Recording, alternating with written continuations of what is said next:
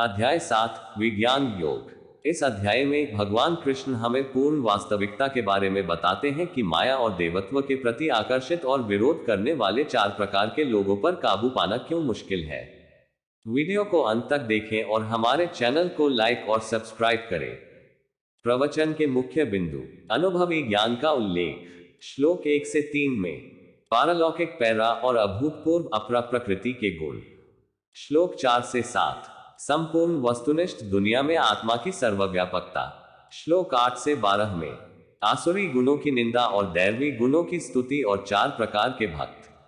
श्लोक 13 से 19 देवताओं की पूजा। श्लोक 20 से 23 बुद्धिमानों की अज्ञानता और उत्कृष्टता की प्रकृति जो परमेश्वर को जानते हैं। श्लोक 24 से 30 में श्लोक 1 से 30 तक।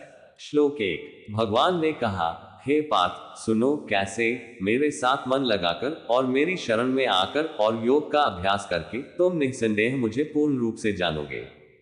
श्लोक 2 जिसे जानकर इस संसार में कोई और जानने योग्य नहीं होगा, वह ज्ञान अनुभव के साथ मिलाकर मैं आपको बताता हूं। श्लोक 3 हजारों मनुष्यों में से कोई एक सिद्धि के लिए प्रयत्न करता है और प्रयत्न करने वालों में भी कोई मुझे तत्व से जानता है। श्लोक 4 पृथ्वी, जल, अग्नि, वायु, आकाश, मन, कारण और अहंकार भी ये मेरी प्रकृति के 8 गुना विभाजन है। श्लोक 5 हे अर्जुन, ये हीन पिछले श्लोक में वर्णित है। मेरी अन्य प्रकृति को जानो, उच्चतर परा प्रकृति, जीवन तत्व जिसके द्वारा ब्रह्मांड को धारण किया जाता है। श्लोक 6 इस प्रकृति को समस्त प्राणियों की गर्भ जानो, मैं पूरे ब्रह्मांड के परिणाम का स्रोत हूं और इसी तरह इसके विघटन का स्रोत भी हूं। श्लोक 7 हे अर्जुन, मुझसे बढ़कर कुछ भी नहीं है। धागे में पिसे रत्नों के समान सब कुछ मुझ में स्थित है। श्लोक 8 मैं जल का स्वाद हूं, हे कुंती के पुत्र, सूर्य और चंद्रमा का तेज हूं, मैं सभी वेदों में अक्षर ओम हूं, आकाश में ध्वनि, मनुष्य में मर्दांगी। श्लोक 9 और मैं पृथ्वी में मधुर गंध हूं, अग्नि में तेज हूं, सभी प्राणियों में जीवन हूं और तपस्वियों में तपस्या हूं। श्लोक 10 हे पृथा के पुत्र, मुझको जानो जो सभी वस्तुओं का सनातन बीज है, मैं बुद्धिमानों की बुद्धि और वीरों का साहसी हूं। श्लोक 11 मैं बलवानों का बल हूं, लालसा और आसक्ति से मुक्त हूं।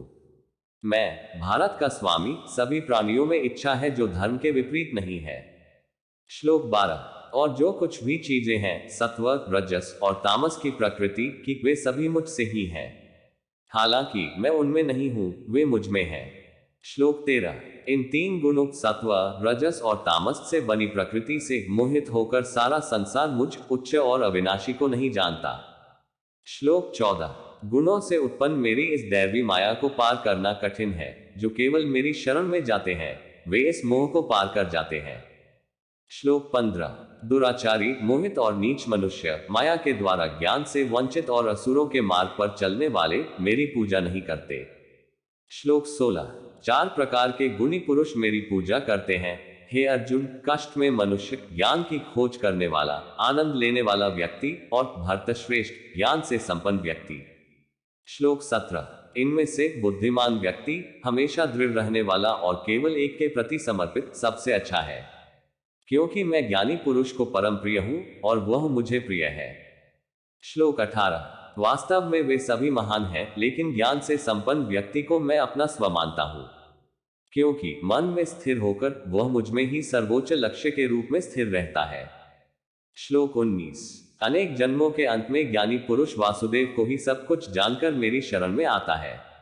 वास्तव में ऐसा उच्च कोटि का व्यक्ति विरला ही होता है। श्लोक 20 लेकिन जिनके विवेक को विभिन्न इच्छाओं द्वारा भटका दिया गया है, वे अन्य देवताओं का सहारा लेते हैं, विभिन्न अनुष्ठानों का पालन करते हुए अपने स्वयं के स्वभाव से विवश हैं। श्लोक 21 भक्त चाहे जिस रूप में श्रद्धा से पूजा करना चाहे, उसी रूप में मैं उसकी आस्था को अचल बनाता हूं। श्लोक 22 उस विश्वास से युक्त वह उस रूप की पूजा करता है और उससे अपनी इच्छाओं को प्राप्त करता है, जो वास्तव में केवल मेरे द्वारा प्रदान की जाती है। श्लोक 23 लेकिन इन छोटी समझ वालों का जो फल होता है वह नाशवान होता है। जो देवों की पूजा करते हैं वे स्वर्ग को जाते हैं और मेरे भक्त मेरे पास आते हैं। श्लोक 24 मेरे अचल और पारलौकिक परम स्वरूप को न जानते हुए मूर्ख लोग सोचते हैं कि मैं व्यक्त रूप से संपन्न हूं। श्लोक 25। गुणों से उत्पन्न मेरी माया से आच्छादित मैं सबके सामने प्रकट नहीं होता। यह मोहग्रस्त संसार मुझे अजन्मा और सनातन नहीं जानता। श्लोक 26। हे अर्जुन, मैं सभी प्राणियों के भूत, वर्तमान और भविष्य को जानता हूं, लेकिन मुझे कोई नहीं जानता। श्लोक 27। हे अर्जुन, इच्छा और द्वेष के कारण विपरीत जोड़े के भ्रम से सभी प्राणी दुनिया में भ्रम के अधीन है। श्लोक 28। परंतु वे भले काम करने वाले पुरुष जिनके पाप का अंत हो गया है, मन्नत में दृढ़ होकर विपरीत भ्रांतियों के जोड़े से छूटकर मेरी उपासना करते हैं। श्लोक 29। जो लोग मेरी शरण लेते हैं, वृद्धावस्था और मृत्यु से मुक्ति के लिए प्रयास करते हैं, वे ब्रह्म, व्यक्तिगत आत्मा और कर्म के पूरे क्षेत्र को जानते हैं। श्लोक 30। जो मुझे सभी तत्वों के आधार के रूप में, सभी देवताओं के आधार के रूप में और सभी बलिदानों को बनाए रखने वाले के रूप में जानते हैं, वे मृत्यु के समय भी मुझे स्थिर मन से जानेंगे। वीडियो देखने के लिए आपका धन्यवाद।